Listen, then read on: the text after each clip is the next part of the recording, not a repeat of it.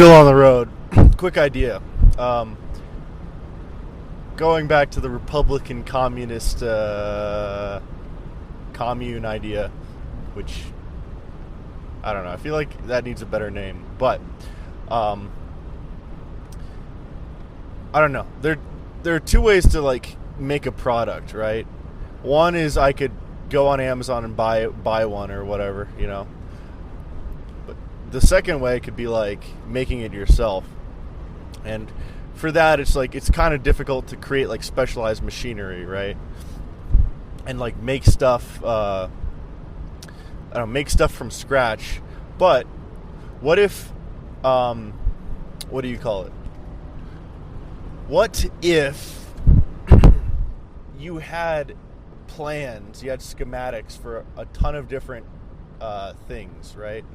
Like you had schematics for how to build like some sort of like let's say a CPU type of, I don't know, some computer part or something like that, and you had like a circuit board printing machine and other stuff, and you could just click that into I guess, and you had like some sort of like step-by-step methodical kind of like, first you do this, then you do this, then you do this, and you could kind of you'd have like ways of doing it yourself that's more accessible, because right now people can do that, and I guess guides for stuff exist, but people aren't really taught how to build stuff.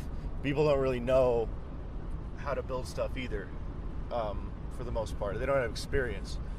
But if you normalize like getting people to manufacture stuff,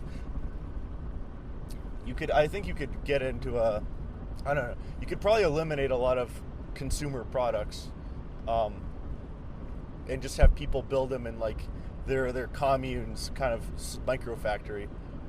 Like, I don't know, you could probably build a flashlight yourself. You could definitely build like most furniture you need yourself.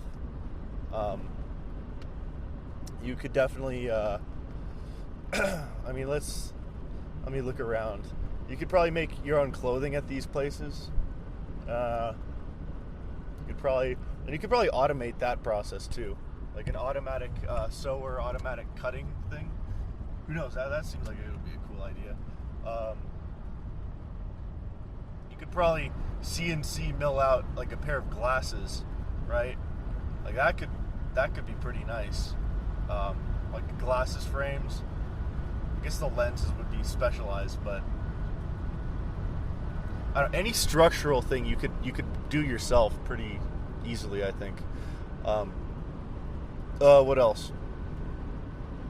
But anyway, yeah. And I definitely think that you can't do everything with this, but I think you could I don't know. You could make more like if you had communities with like small manufacturing centers. Like, I don't know. You could probably do a lot with that. Probably. You could probably make a lot of stuff, do a lot of repairs. Yeah. I don't know. Maybe this is a stupid idea, but maybe it's smart. Who knows? Who knows? Who knows? Who knows? One more thing. We need to have architecture that can withstand disasters better, like tornadoes, hurricanes, earthquakes, maybe even nuclear bombs. Like I don't know, underground. People don't really consider underground housing, but it seems to me like it would be a great option, because you wouldn't be destroying like nature on top of like topside nature to build your house, not necessarily.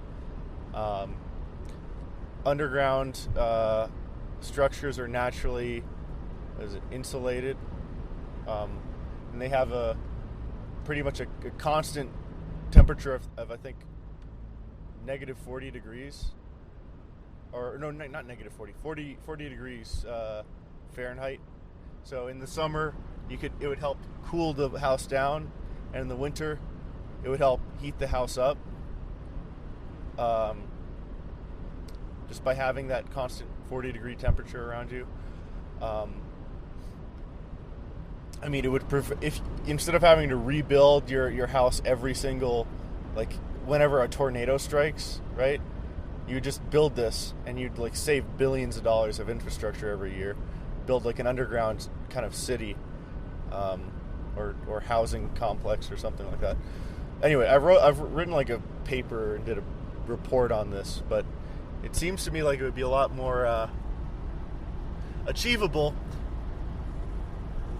than many people talk about.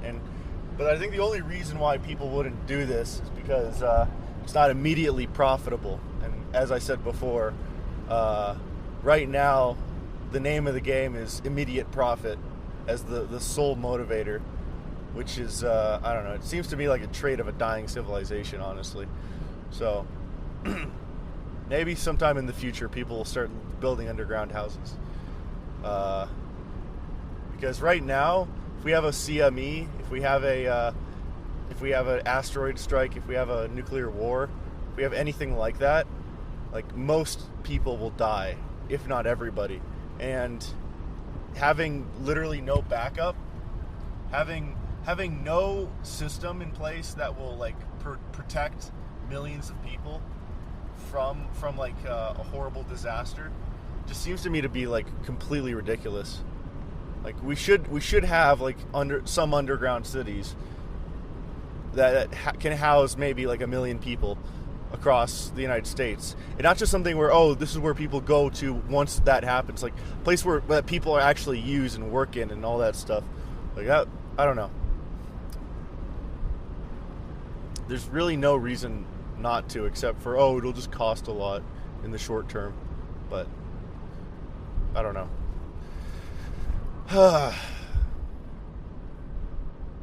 Who knows?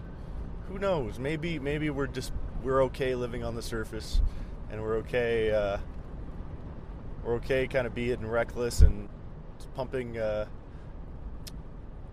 CO2 into the atmosphere and other emissions, and kind of being more haphazard. But I don't know. I think that as our technology increases, or as our civilizations end up scaling larger and larger, we're going to have less and less leeway.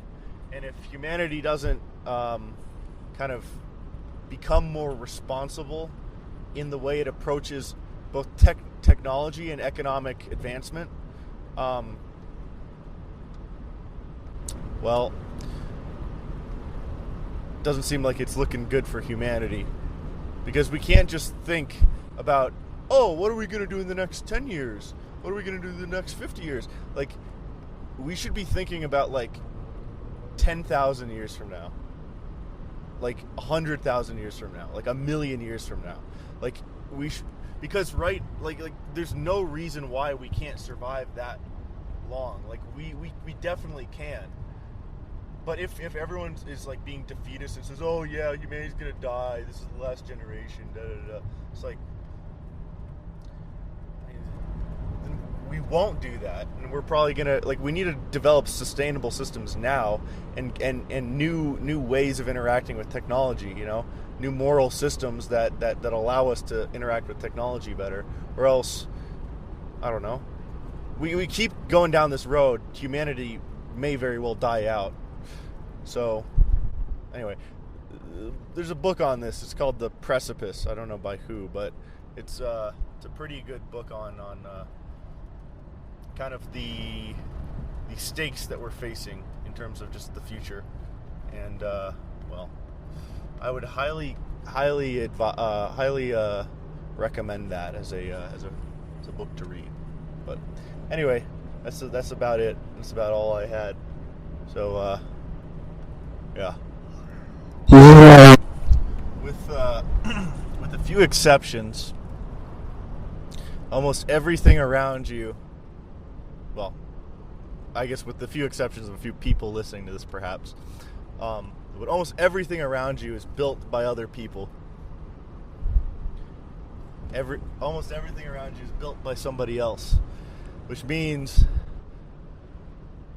the world can probably get along just fine without you, as it is right now. But the challenge in knowing that everything around you is built by other people is that you're competing with those other people to make the world way better than what they built. So, like, look at the infrastructure around you. Look at the cars. Look at the products. I mean, it all functions. It all works, you know? And we're all surrounded by incompetence. And we see the incompetence, and I guess it sometimes can be kind of frustrating that many people are so incompetent, but things still work out, you know?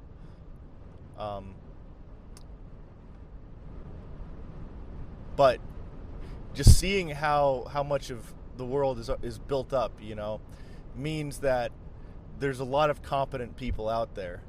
And you're not, well, I mean, if you're a very competent person listening to this, which let me just assume that you are, that means that you're not really competing with, I guess, the people next to you, you know? You're competing with the people who actually built the stuff around you, which means, well,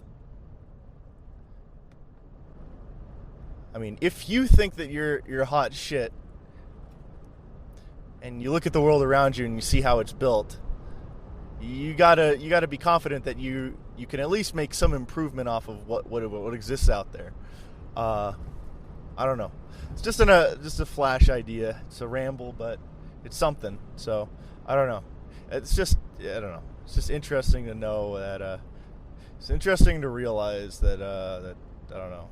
I don't know. I don't know what my point. I don't know what my point is.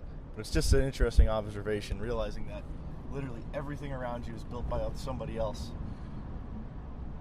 Some real person, some real living human being decided to build all this. That wasn't you. And you had no say in decisions on how it was done. And it just is now. And then in the future, you're going to be that somebody who has all that stuff built or something like that. I don't know. Bro, this is so deep. You know, other people exist. That's the deepest thing I've ever heard. Oh my gosh, dude. Whoa. Other people exist? That's crazy. Alright, I had a little idea snippet. This is going to be a ramble, but bear with me. Shoot. Let me think. Oh yeah. So, my thought is, with regard to Christianity, seems to me like there's an implicit, like, big focus in the Bible and in just the, I don't know, in what God wants from humanity. That all of this stuff is, well, God expects humanity to figure everything out. Like, I think reading the Bible and kind of taking it seriously and like accepting it as kind of like you know, a valid document by God. You also, I think it's safe to also understand that this is like a document written by people. Like, it's divinely inspired but written by people, and at the end of the day, like, I think you understand that human nature, or human history, I think is over 100,000 years old, maybe even 1,000,000 years old. And in all of this time, it took like tens of thousands of years for us to develop, or for people to develop a oral tradition that eventually became inscribed in the books of the Bible. Well, to develop that culture, that tradition, and I guess also the people, which are, or the chosen people of the Israelites, to kind of like be the be the keepers of the message of the Bible. It took thousands of years for that to happen, and you could say, oh, just God told them that, and I guess that is part of it.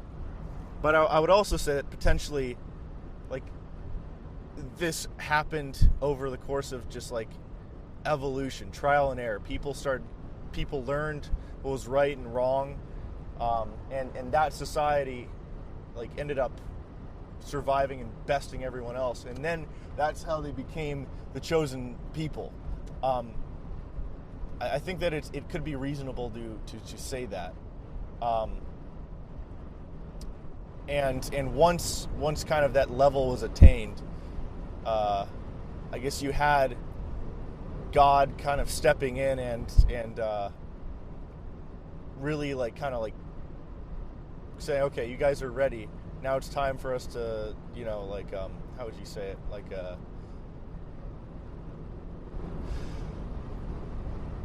how would you say it? Like, a kickstart. Yeah, I guess kickstart the advancement of humanity, potentially. I don't know.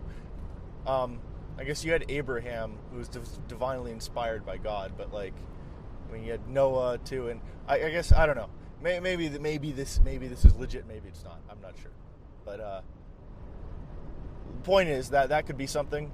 But also, like, God didn't say, "Oh, here's how you do scientific things. Here's how you do this.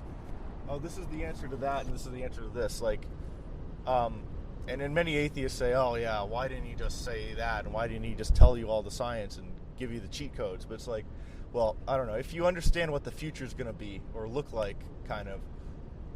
Or maybe not the completeness of it, but just like if you know the potential of humanity, and you know the kind of the dialectical process of reality, the fact that like, things need to go through these stages and things need to have a process to them. Like, I don't know. It doesn't. I don't think it follows that that people necessarily need to. How would you say it? I don't think it follows that God should have just told everyone, and that's the right thing to do. I think, one of the facts of reality is that a lot of reality is suffering, and well, I don't know. There's a purpose for suffering, like the biggest lessons are learned through suffering.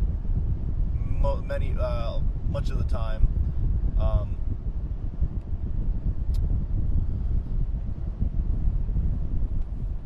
suffering leads to, I don't know, can lead to tremendous growth. I don't know. Sometimes only through suffering do things change. I don't know. So I think. I don't know. I think it makes perfect sense that if Christianity is true, that you wouldn't have some weird like scientific revelation with this as well. And I think that the purpose of Christianity and the divine like input into it is moral, because morality is. Well, we'll get into that in a second. Let's next up, morality being an aesthetic thing. So morality, like, I think in modern philosophy, modern analytic philosophy, they try and like get it down to calculus and like what do you call it? What was it called? Like the philosophy of hedonism and utilitarianism and like other things like that, where it's like, oh yeah, let's calculate out the right answer and. Bringing a calculator to your ethics class or whatever, and I don't think that's not the way morality is. Morality, well, number one, I think Kant. Well, like one of the ideas of Kant is that pure reason, in and of itself, is insufficient for finding truth. That's number one, and which my take on that is that. You need to have kind of a worldview and a set of assumed truths before you can start like playing around with those and saying, okay, what are the next steps from this? What follows? Because I mean, if there are some like very deep seated different beliefs that different people have that will completely shape what they find to be true and what they find not to be true. Like, for example, I guess, like, I don't know, in the abortion thing, like, I don't exactly know if they really believe this, but, like, they say that, oh yeah, well, the fetus doesn't feel anything, and it's not thinking, and it's not alive, it's not a person or whatever. And from that belief, from that assumption, they allow like a flowering, like, kind of like set of like arguments and reasons for why abortion is good and more acceptable, or should not be criminalized or whatever. But you take the different belief, the belief that life starts at conception, and you have a much different set of outcomes. And you have both of these sides kind of like knocking their heads against each other, and none of them will change because the fundamental belief is different. And essentially, if you use reason, you can use reason to justify anything. You can use reason to justify fucking anything. And you can't, I will say that you can't come to I don't know how they say it, but like, I don't think there are many or any conclusions you can come to that don't require a belief set before it, especially for morality. From my understanding of morality, and you'd have to look at like all like pagan cultures, like look at Japan, for example. I mean, because this is one where I have a historical source I've read on it, a primary source.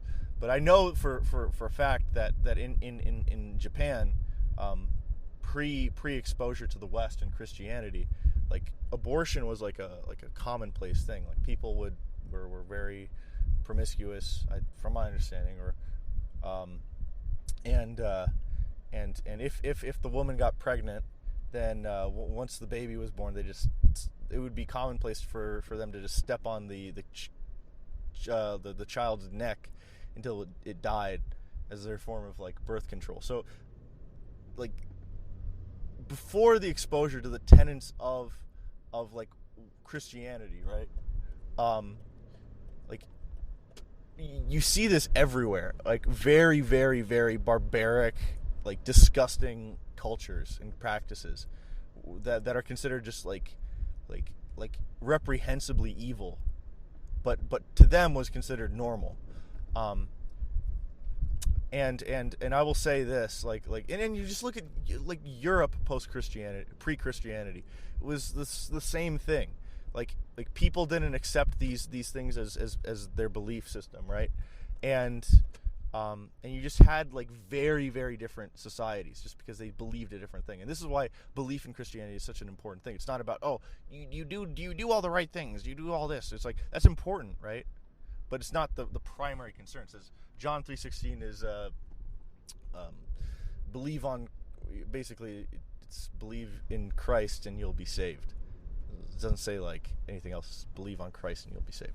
And that just means you believe in what Christ is, which is, I mean, Lynn, I don't exactly know what the passage is, but Christ says that he is the way, the truth, and life. And you could say, oh, it's just a hand-wavy thing. But the thing with the Bible is you need to, like, if you're going to read it, you can't just, like, gloss over things like that. You have to say, okay, what does he mean? The way, the truth, and life, the life, like, you have to really, like, look into that deeply and say, like, okay, what does that mean? Jesus himself is the way, the way of morality, the good path, like the truth, the concept of truth, like truth itself, the truth behind like existence, and life. I mean, then like all these concepts are very interesting if you kind of like look at, well, yeah, and to say that is like God, the way, the truth, and life, or at least an aspect of God, is pretty interesting. What's the point here? Point is, actually, well, let's see, where did we get from that? Oh yeah, belief being central to all this. Like, oh shoot, what was the original point? I'm forgetting what the original point is. But the point is that believing trumps everything else, and what do you call it? Like, you can say, hey, well, anyway, like in the Enlightenment, there was the idea that we should discard everything else. We should try and find a system to describe all of reality by going to the very, very deepest truth we can possibly find, and then building up, like logically, kind of like layering that up brick by brick upwards to see what reality is really sitting on. And this is Descartes, right? I think therefore I am. And he tried to create an entire system based off of that. It's like, oh, okay, this is the fundamental logical thing that you can, logical supposition, right? And then I'm going to build everything off of that. And the project of the Enlightenment is a failure. Like, this is obvious. And I mean, it's like you can't build a system based off of one thing. It's like it's turtles all the way down and turtles all the way up. Like, there's no real. It's infinity all the way down, infinity all the way up. You can't really come up with a system based off of just pure logic. So, the point here is that given the fact that you can't build a system based off of pure logic, given that belief is extremely important, it's pretty important to really hone in on what set of beliefs you should believe in, right? If you can't logically figure it out, and if having a bad set of beliefs will lead to you stepping on your little kid's neck because you wanted to have sex, choosing what you believe matters a whole lot. Not just in terms of like the metaphysics of Christianity, but in terms of just like the real world consequences of it. And you all also look at the world before Christianity. Before Christianity, like the GDP was pretty stagnant. Sure, you had like, impressive building projects across the world, but like that's not really advancement. It's you're creating a structure. Structures are impressive, and that's what they were designed for. They were designed by governments to give themselves credibility, right? The pyramids, the Colosseum, like these things aren't things that increase like per capita like livelihood. They don't help people. They are tools to embolden the legitimacy of the state. And from my understanding of it, every single one of these great wonders pre-Christianity were for that purpose.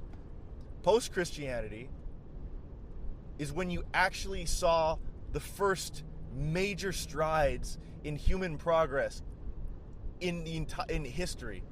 Like, you could say, like you could point to some maybe small technologies here or there, in Greece or Rome or China or whatever, but like they pale in comparison to what happened during the extremely Christian Renaissance period, the extremely Christian Industrial Revolution, and the extremely Christian like point up to the 1950s. Like you got to look at the charts yourself. Like the GDP, which is, let's say this is just one metric to use, like it went exponential, completely exponential, which is never before been seen in all of human history. And just to say, you know what, Christianity was at the same time of that, whatever, it's just a coincidence, is really missing the mark.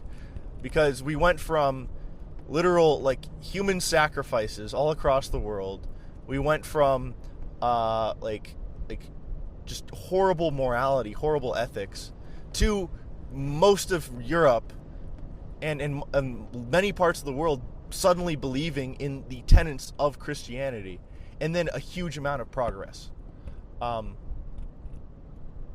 say that that's a coincidence or they're not related, I don't know. It doesn't seem to me to be kind of intellectually honest. But the point is that it matters what you believe. And given that Christianity has like some very real fruits from it, results. I mean, it to me at least, it gives credibility to the institution. Yeah. Anyway. One other idea. I don't know. I'm going to try to explore this. Who knows? Who knows what it's going to be about?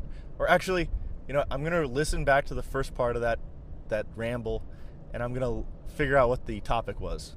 But this next topic, is going to be Jesus is the bread of life. What does that mean? Okay, I found the point of the last video, the last snippet. So, belief is important. But the point I was trying to make is that God, then why did God need to step in? Why can't God just be a clockmaker where he built the universe and he just lets it go? So with science, it's very clear, like, what's good and what's not. It's like you make an observation and then you can describe that observation. I think anyone can do it, Christian or not or whatever. You don't really need a set of beliefs. Well, I mean, I guess you kind of do. Maybe some mathematical assumptions. Those have already kind of been given to us. So I think science will keep progressing no matter what. Which is why God didn't need to step in. But for morality, it's much different. Morality, modern metropolitanists, I will call them metropolitanist city dwellers, urbanites. There we go. We'll call them urbanites, urbanite leftists. But modern urbanites will say, what will they say? They'll say that history is a march forward in the right moral direction. And I mean, if you read Hegel, you might say, oh yeah, it is a march forward in the right direction. My understanding of Hegel, I don't think you can just, let's apply the dialectic to everything. I don't think that's how it works. I think it applies to human consciousness. I think human consciousness has been opening up over time, and I think that's what the dialectic really describes well. It doesn't describe necessarily morality. I don't think morality is improving. I don't think history is improving. But consciousness is getting bigger. We're understanding more about the world. We're doing a bunch of stuff. Anyway, and also I think that there are things that can maybe reverse the dialectic or make it worse. Or who knows? Maybe I'm reading Hegel wrong, or I didn't read Hegel. I learned it from my roommate. But point being, what's the point? There's a point in here somewhere.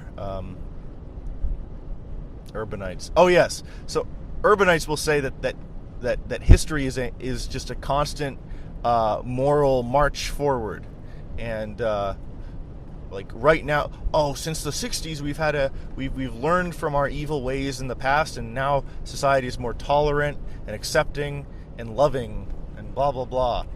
But I will say that no, morality does not develop, and I think morality is pretty straightforward.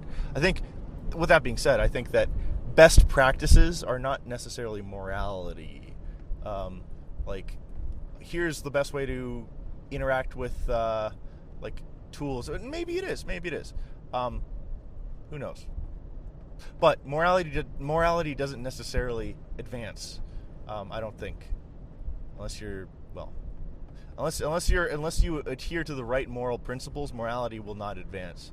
And my point is that God needed to step in I guess over the course of the last 1,000 years through prophets, through prophets and through Christ and everyone else, to give us the core moral assumptions behind reality. Not just the moral assumptions, but other life assumptions and such. In telling yourself, this is how. Hold on, is that a sheriff? Highway patrol. Oh fuck me! It's a highway patrol. It's a highway patrol goons. The highway patrol goons on the freeway. I can't pass him, or else I'm going to be speeding. Now this guy's. I hope this guy gets pulled over. That would be really funny. Oh yes. He's speeding. He's speeding past the highway patrol. Let's go. Okay, come on. Anyway, what's the point here? I'm joking. I don't like the highway patrol. Anyway, what are we talking about? Oh yeah. So morality doesn't necessarily advance, right? Well, morality doesn't necessarily advance. Oh yeah, and God needed to kind of step in and give us the right moral principles, because we wouldn't necessarily have come up with them ourselves, I will say.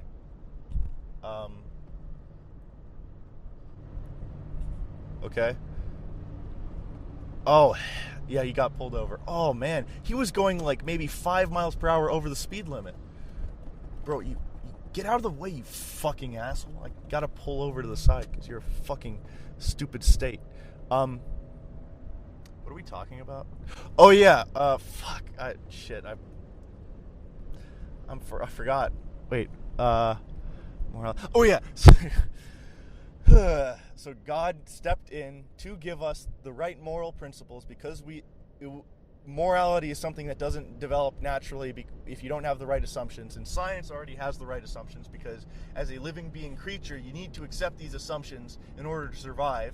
So science is on its path or whatever. Morality isn't, because there's a huge set of principles that need to be accepted in order for you to make any sort of progress. Maybe it's not a huge, maybe there's just a few, but like you need to accept some of these principles in order for you to make any moral progress at all. So Jesus needed to come down, needed to say all this stuff, needed to say this is what's right, this is what's wrong, or it's not even that. It's not even, oh, here's what's right, here's what's wrong. So it's different ways of kind of viewing reality, and ways of like this is how you need to act, you know, like love your neighbor, like stuff like that, you know. And what is the point? The point is that the point is, oh yes, God needed to step in and give us all these principles, and by giving us these principles, we could go and begin to make actual human progress, because morality is good for you spiritually, but it's also good for you as you live in the world. Being moral allows you to you know, I mean, anyway. Judge a tree by its fruits. Morality, I think, leads to good fruits, good things, and it helps you both in this life and in the next life. Not necessarily in terms of wealth or anything else, but it'll help it makes the world a better place, or else morality wouldn't have a purpose. And by coming to earth at the time God did, giving us the principles that he did, he was able to kickstart human evolution, I would say, like into a greater being, instead of just being kind of a low consciousness. Maybe not low consciousness, but like just, excuse me, low consciousness. No, not low consciousness. What was or just like not achieving your full potential. Because like if you're stepping on your baby's necks, if you're just having sex with, I'm not going to continue that, but like doing the wrong thing, you're not going to be advancing. And I guess anyway, so that's probably the purpose. The purpose of God on earth is to give morality and nothing else, because that's up to humans to do. And without the dialectical process of improvement and the scientific method and all this other stuff, we wouldn't get anywhere. And it's a necessary part of advancement. And I would say also, morality can advance if you have the right principles. I'd say that Christianity will and should continue to advance in the understanding the principles of Christianity and the implementation of them, and what, I guess, what readings of the Bible should be out there, because it's not just, oh, I read the Bible, I know what it is. It's like, no, it's like, if you really believe that it's true, then it should have infinite complexity in terms of how it could be interpreted or applied or and things like that. So, and I think it very well much does. So, if someone says it's over, it doesn't, I understand it, they're lying to you. So you should be thinking about this a lot. If you're a Christian, if you're a Catholic, if you believe, and if you don't, then read it, see what you think, and maybe accept it as true. See what happens. Maybe it'll help you. But yeah.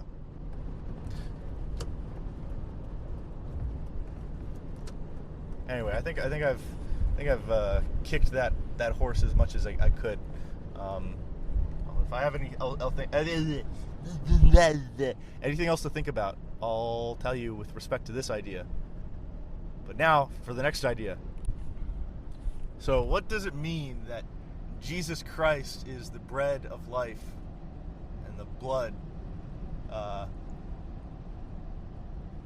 was thinking for a little bit about the nature of the universe, and I think Roger Penrose's conformal cyclic cosmology is a very interesting, very interesting idea.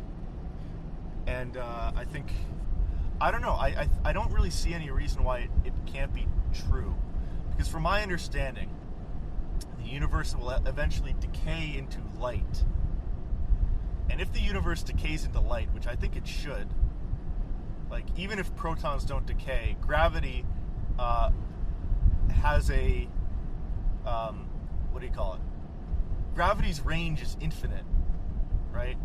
So even if there are only 2 protons in the universe and they're going in different directions, they will exert a gravitational force on each other, and that force will eventually cause them to move and accelerate towards each other. And let's say space, well, but then again, space is expanding infinitely. Well, maybe, well, anyway. So I think it would work regardless. Okay. So let's say protons don't decay and they can go towards each other, and let's say they can reach each other. And that means that they'd what do you call it? Protons would end up coalescing to black holes, which would end up what would you call it? Decaying into Hawking radiation, which is light and I guess other particles maybe, but everything would end up decaying into radiation and light and blah, blah, blah, blah. Maybe I don't know. I've studied a little bit of quantum physics, but I'm not an expert. Let's say protons do decay, do decay, but space is infinitely expanding as well, and space is infinitely expanding, and 2 protons won't meet each other. And then I think this theory might still work, perhaps, or maybe that's the Big Rip. I'm not sure, but I think the Big Rip and Penrose's theorem probably converge somehow. But anyway, if the universe decays into light, well, okay, well, maybe not actually. No, they are different. Never mind. Let's just talk about Penrose's theorem. So Penrose, and by the way, this is just rambling because the way I think, if you, well, I don't know. I think the Myers-Briggs personality indicator, the psychology behind that, it's not just it's a quirky online test. There's there's literature on it. I've read the literature, and there's more depth than you'd think. But one of the aspects of it is methods of kind of thinking or coming up with ideas. And there's 2 methods. There's introverted intuition and extroverted intuition. Introverted intuition means that in your mind you can come up with ideas and then they just work. Extroverted intuition is where you have to talk out things, and then the ideas will spontaneously come about through you piecing them together through the verbal part of your brain, right? Extroverted intuition, and I'm extroverted intuition. So most of the ideas I come up with just rambling. So here we are. Shoot, where were we? Oh yeah, Roger Penrose's theory, conformal cyclic cosmology. So assuming everything decays into light, one of the properties of light is that, or things going at light speed, is that length becomes infinitely small. It's called length contraction. And time relative to time relative to the outside observer going at relative time, going to the outside observer going at 0 or whatever, some finite velocity will be, I think, 0. I think it'll go infinitely slow. So space and time mean nothing to light. A light travel is born and dies in an instant. So basically, time, space don't mean anything, which means that according to Roger Penrose's theorem, is that given space and time become and there's no mass either. So space-time, mass no longer have any value, have any meaning. The universe will simply undergo how would you say it? Not a transform. Maybe it is a transform. We'll go under a transformation into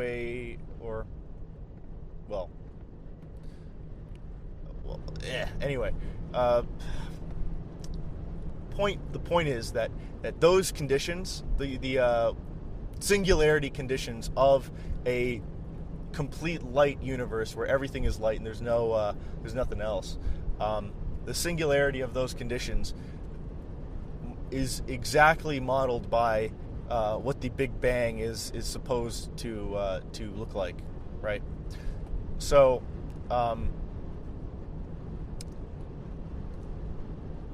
what's the point here? Singularity. Oh yeah. So Roger Penrose's theorem is that since the two are identical, that means that the end of the universe, as it decays into light, is the beginning, the Big Bang of a new universe, right? A universe with 0 time, 0 length, infinitely tiny, high energy, like point is what the Big Bang is, and is what the end of the universe is, given everything decays into light. So what's the point here? Oh, the point is, I was thinking about this, and I talked with my friend Adam about this. If that's the case, then what does that mean for Christianity? If the universe is cyclic, and I thought, you know what? What does it also mean to go to heaven? What is that? People say, oh, it's just, you have fun. It's paradise. It's like, okay, who fucking cares? You could say that about it. Like, what philosophically does it mean to live for eternity? The only way that I think you can truly know God, which is infinite, is to touch infinity yourself, to experience infinity, to experience eternity. In the way that that's done, I will say, through the concept of heaven, is by living infinitely and then reaching that point. And I think at that point, where you reach infinity yourself, potentially maybe you yourself merge with God. You're not God, but you're merging with him, and everyone kind of becomes God. And the thought could be potentially that this could potentially happen.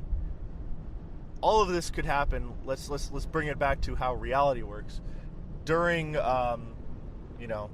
during the end of the universe. The end of the universe, time hits infinity. So there would be time for this to happen at the end of the universe, and the idea could be like every being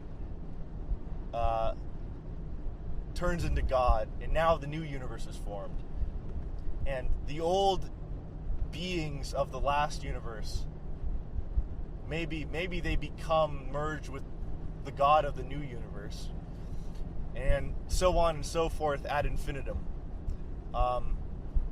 Maybe that's how it is. Maybe that's how it is. Who knows? But I don't see that contradicting Christianity. Not necessarily. Next point is, the point I'm trying to analyze here isn't Penrose's theorem, or isn't this. It's the next point. What is bread? And what is wine? And why did Jesus decide that those are the things that will represent him? Jesus being God, Jesus being the way, the truth, and the life. How did Jesus decide, and why did he decide that that's what he's going to be? Now this part, I'm not trying to be heretical or anything like that. I'm just exploring this. So bear with me if I say anything that sounds a little off or bad, okay? Bread is a thing made by people, made by an intelligent entity. It's not something natural. It's not something that just forms abiotically. Or biotically, but it's formed via consciousness. It's not formed by something else, right? Something conscious made bread. How was bread made? You have a bunch of abiotic, you have a bunch of different ingredients, right? You have flour, you have water. I believe the final ingredient or necessary for bread is yeast, right? Now, what is yeast? And I think this is very important. What is yeast? Yeast is a bunch of microbes, right? A bunch of little, is it bacteria or something? Or is it like some sort of, anyway, it's either microbes or fungus or whatever it is. I don't know what it is, but some sort of living entity, living organism, right? Bunch of small living organisms. So a bunch of small living organisms go into flour, go into water, experience a bunch of heat, right? And turn into bread. Something useful, something functional, something edible. So if Jesus is bread, right? He is a thing created by a conscious creator, maybe, from the maybe components of abiotic components, right? Plus organisms, life. These little organisms that forms something greater than all of the ingredients, that also sustains the creator, himself. So let's get a little psychoanalytical here. So a potential interpretation of that is God the creator made the way, the truth, and the life, or Jesus, that through the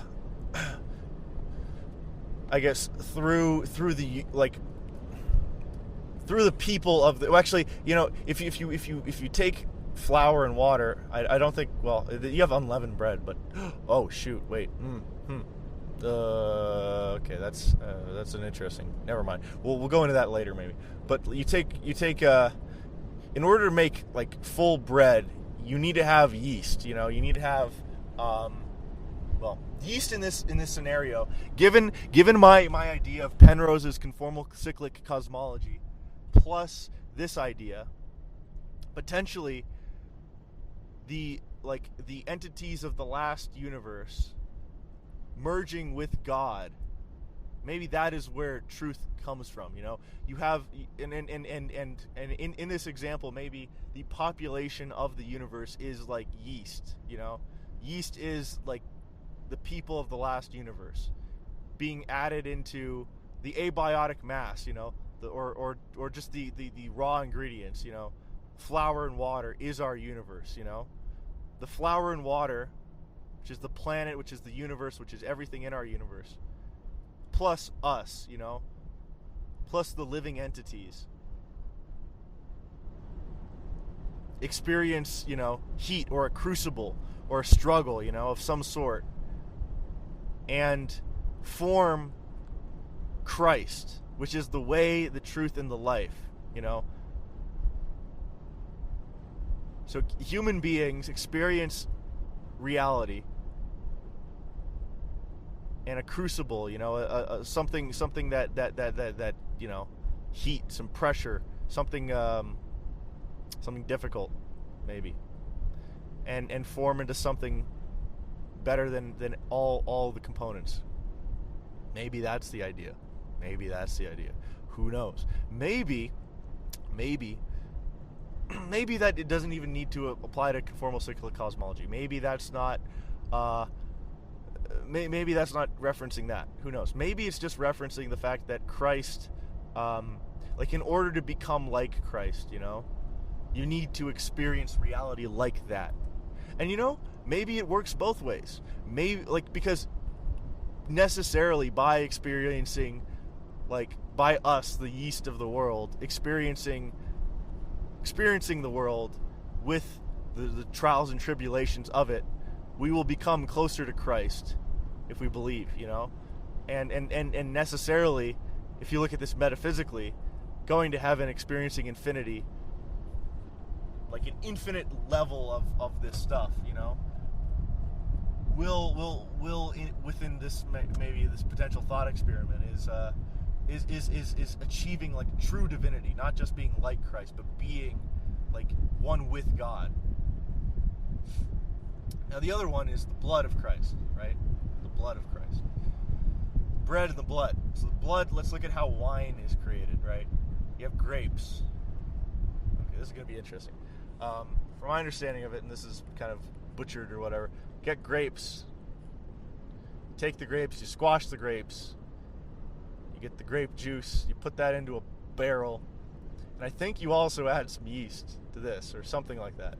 Or maybe even if you don't, there's still the microorganisms cause the wine to degrade. But anyway, the microorganisms within this grape juice break down the grape juice over a long amount of time, and they excrete alcohol as a result.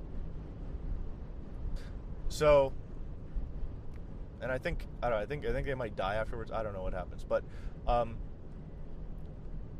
given the raw material of grape juice, and given the microorganisms within it, and sufficient time,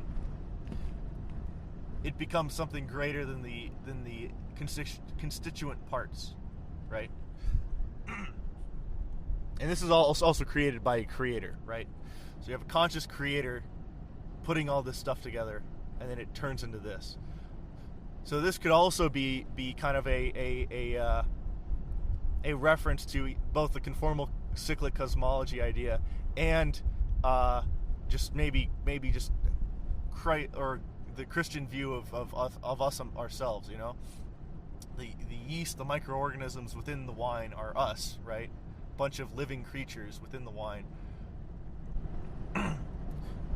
Take take reality, take it, create something better with the reality that we have, and become, Christ, become God, become one with God, and the element that's different between these two processes, because it's the same thing, right? The same thing. You have microorganisms that do the work and become something greater, right?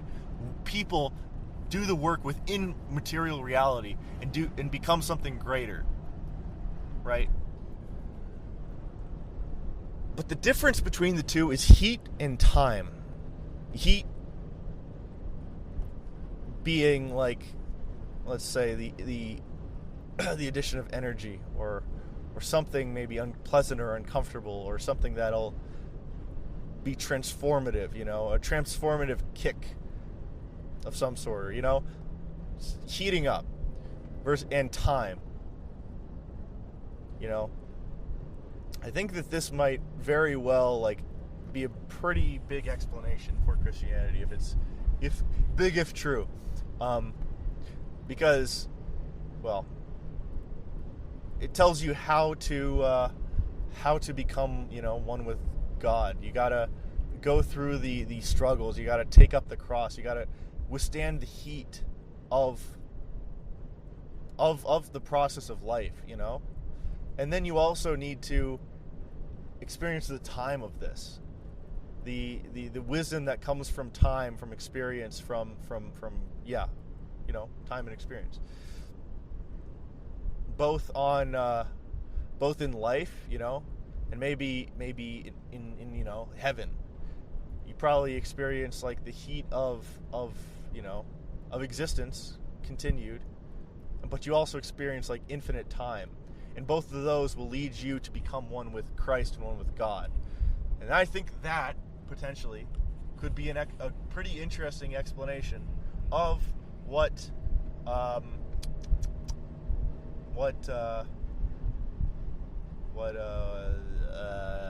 Christianity, something with Christianity, be something that I have not heard anyone else talk about with regard to Christianity. And it could be something that is a pretty interesting explanation, given all of the things that I laid out. I don't know. Don't call me a heretic, though. I'm trying to find this out. You should be thinking. This is one issue with the Catholic. Well, maybe not the Catholic Church, but Christianity in general. One second. Christianity in general needs to take the principles of the Bible far more seriously. Because right now, I don't know, I think Christians, they take it as okay, it's spiritual, there's a spiritual truth, and they just leave it at that. But the way that the Bible should be read is by saying, okay, this is really, really true. Now what? And you need to be looking at this like a scientist. If you look at most sciences, and math, I think too, but they all have a very few set of select principles. For example, let's look at physics 1, right? You have the equations of motion, right? You have momentum. You have energy equations. What else? And I guess you have more equations of motion given rotational motion and such. But at the end of the day, you have some very simple principles, right?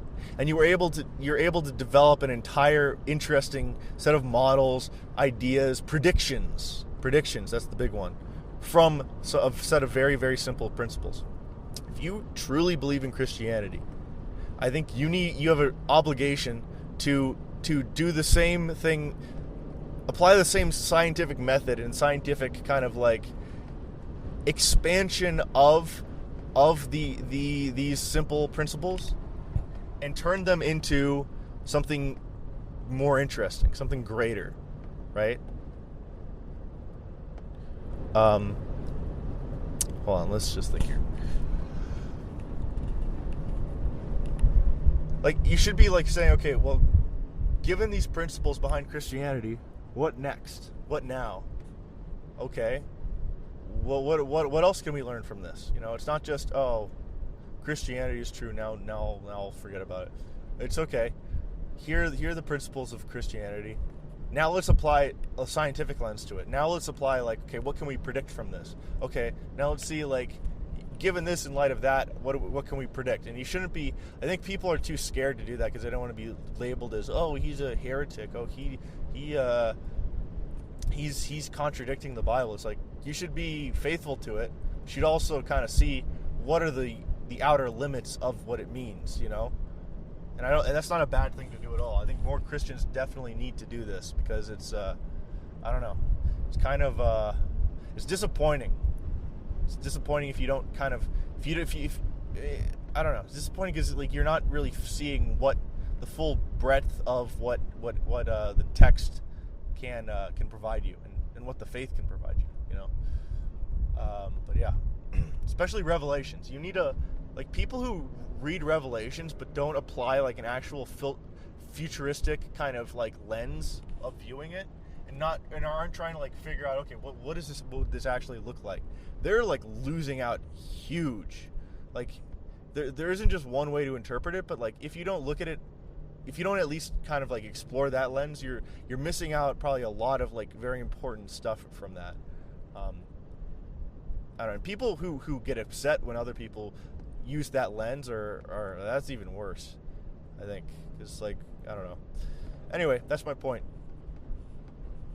Let me know if you agree or disagree. Like and subscribe if you disagree, if you agree, and then report and kill if you disagree. I was just reflecting back on that what was it, like, a few hours ago when that highway patrol officer pulled over that guy for the guy was literally just trying to pass the highway patrol officer, and then, like, I think it was like 15 to 30 seconds later, the guy puts on his lights and pulls him over. Like, he wasn't even going that fast. And the funny part is, like, you just had, you had, like, a huge line of cars, like, probably, like, 20 cars just behind this one officer.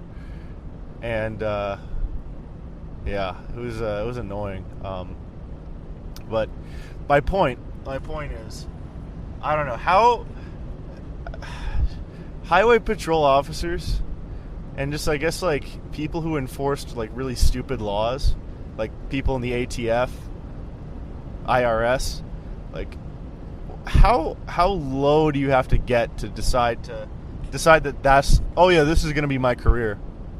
Like who decides to be a highway patrol officer? Like, I'm sure, yeah, great, they do some other stuff. I'm sure, I don't know what it is, but I'm assuming it's probably mainly, like, enforcing traffic laws on the highway.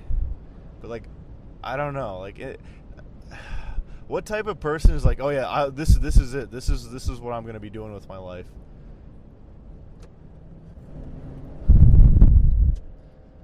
Like, jeez, dude, I don't know, it's kind of infuriating to see, It's like, oh yeah, you're going 5 miles per hour over the speed limit, let's just pull you over. I don't know. There's something, if I don't know, if you're willing to do that without having, like, I don't know, without being forced to, or without, like, or I don't know. That's just I don't know. That's just not a good look, honestly. You're not in the squad. You're not in my squad if you're a highway patrol officer.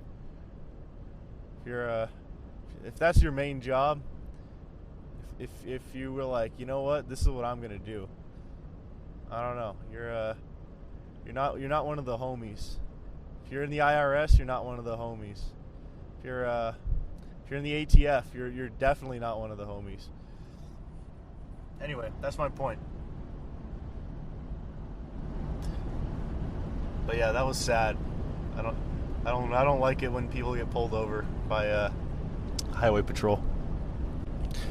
With that said, it was a somewhat funny situation because I could see it happening. Because like there was a line of cars that was going very slow, and this guy was like, "Oh, you know what? Wow!" Like he like passed in front. He was like, "Oh man, now's my chance to get in front of everybody. There's a hole that opened up. Here we go." And he started accelerating to the front, and then he realized, "Uh-oh, that guy's a highway patrol officer." So he slowed down, but he still went in front. And then, oh man, it was just unfortunate. That's why you need good situational awareness. I almost did that, but then I realized, oh shoot, well, there's a reason why everyone's going so slow. Let me look at the first car. And I saw it was a highway patrol officer, and I was like, oh, okay. You can tell that this has been a very long car drive. Given by the fact that I spent almost 5 minutes rambling on about traffic gossip, traffic shenanigans, yep, traffic logistics stories. That's yeah, it's been like 14 hours. I'm very tired. I got a full 8 hours of sleep, but I'm very tired. Actually, there's a story. Excuse me. I traveled to and from Boulder many times over the last 4 years, and I think each time I was very anxious, or no, I wasn't anxious. I was very excited to go, and each time I got like zero sleep, or like let's say between 1 and 4 hours of sleep before I went on these large road trips, and they always worked out fine without a hitch. Yeah, I will definitely say though, I highly recommend getting a full night's sleep before a road trip, because I'm feeling a lot better than my previous ones, and I don't know, it's passed a lot faster too. Only issue, and this is a big one. Every road trip I've been on, the last 3 hours are excruciating. The first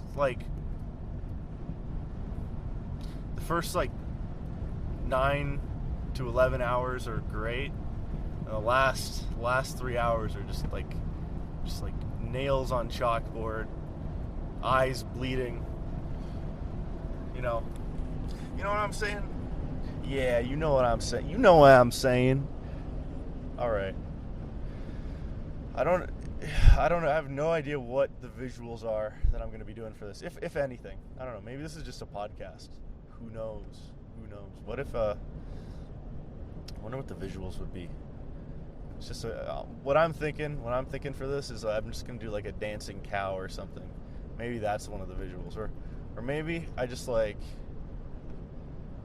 like what are they called? I make like a waveform of I visualize an audio waveform, and then just make that like oscillate, and that's the picture. Or maybe, yeah, I don't know. Yeah, those are my two ideas. If you have any ideas, leave a comment so I know what to do for this video. Go back in time, come get into my car, and then tell me, and I'll consider it. Oh, by the way, it is 5:31, May 13th, 2022. The middle of California. I think I might be in a town called the Baker right now. I don't really see a sign, but I believe that's the closest town. Either Baker or Barstow. Actually, I'm 30 minutes away from the nearest Costco. So if you're a time traveler, come here. Okay, I've waited a sufficiently long amount of time, I think. So that means either two things or three things. Means either one, time travel isn't possible. Two, time travel is possible, but no one watched this, and no one cared, no one watched this. Number 3, time travel is possible, and someone watched it, but they didn't care enough to time travel back. Or number 4, time travel works, but humanity or the universe ended before anyone could find out. Yeah, I don't think anyone's coming. By the way, if you're a time traveler and you're listening to this, get me a yerba mate while you're at it, please. Hey, Dorothy. It is currently May 18th, 2022 at 3:23 p.m. Cindy and Julia just had sex. Oh my gosh. She was so drunk. It's crazy. Oh my god, you should have seen, they had 3-4 locos. They were off the chain, man. Oh my gosh. Cindy's such a slut. Oh my gosh. She was wearing that crop top. Oh my gosh. She got a gosh. Brad's gonna be so upset. Brad's gonna be so upset. Cindy and Julie, oh my gosh.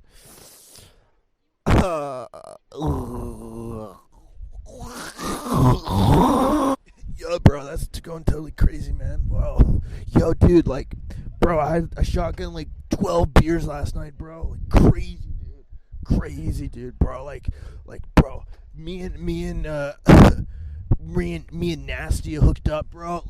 Dude, she has that name for a reason, bro. Oh my gosh, dude. I know she's a 3 out of 10, but still I smashed. Oh yeah. Okay, man. Yeah, catch you later, dude. Yeah, I'm taking another 2 years in college. Yeah, man. Yeah, I'm communications right now. But yeah, I'm probably gonna go undecided. Yeah. My counselor said I can graduate undecided, man. Yeah. I'm not gonna go to class though. Yeah. I'll see you tomorrow. Yeah, bring kegger, man, bro. Yeah. The date is May 18th, 2022 at 3:25 p.m. Currently, I'm sitting on USC campus making snarky remarks about different college archetypes. And I'm also going to be making a comic or something like that. Yeah. I wonder if stand-up comedy is my thing. Probably isn't, honestly. I don't think the stuff that I do is conducive to a big audience. But anyway, there are two little birds that are mating right here. That's crazy. Oh, that's crazy. I don't think I've seen birds like that in a long time. I don't know what type of birds they are. They're hopping around each other. Dang, they're cute. It'd be funny if over this entire... Oh man, no. It would be really funny if over this monologue you just put the most disturbing, like droning music, that you'd hear in a horror movie, where a character's slowly going crazy. That'd be really funny. So if you're hearing this 50 years in the future, please do that. It would be funny. Or maybe it's been overused. Who knows? I think it's probably overused. But yeah, the birds are still going at it. Bees produce milk. I just told Drake about my idea. Drake, what do you have to say about this idea? Don't ever speak to me ever again. Drake hates me. I don't have any more ideas, even though I want to talk. So I'll probably sign off. Yeah. I hope this thing hasn't gone on too long, but if it has, then please don't leave me. I need you so much. Please don't leave. May 20th, 2022. I'm watching The Breakfast Club. And I think on any modern viewing with the perspective that we have in the current year, it should be very clear that The Breakfast Club is a is a film about several teenagers.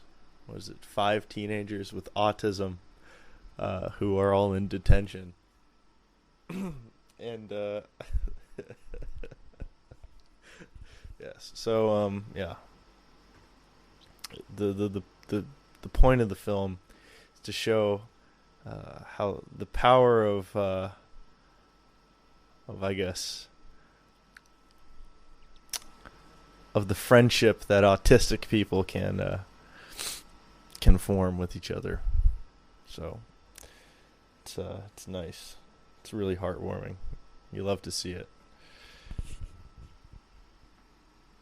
Anyway, if you're offended by any of this, I'm friends with far more autistic people than you are, and you probably hate autistic people if you're offended at this. So you should put your nuts in a vice and then clamp down until the 2 pieces of metal touch each other.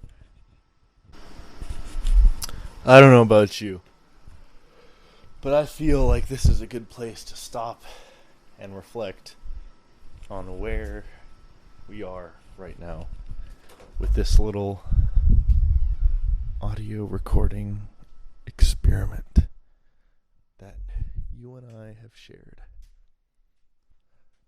Yeah, well, all I gotta say is that it's been a pleasure speaking with you over these minutes or hours, and I hope that you give my content another whirl again in the future. And if you didn't like this and you thought it was a waste of time, which I highly doubt since you made it to the end, then please let me know, and let me know why. Additionally,